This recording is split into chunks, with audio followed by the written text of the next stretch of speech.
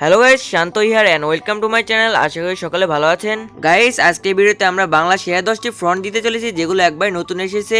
প্রত্যেকটি ফ্রন্ট আপনাদের অবশ্যই ভালো লাগবে।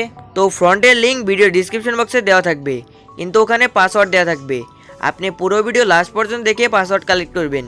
ভিডিও যে কোনো জায়গায় কিন্তু পাসওয়ার্ড শো হতে পারে, তারপর আপনি ইজিলি ফ্রন্টগুলো ডাউনলোড করে নিতে পারবেন।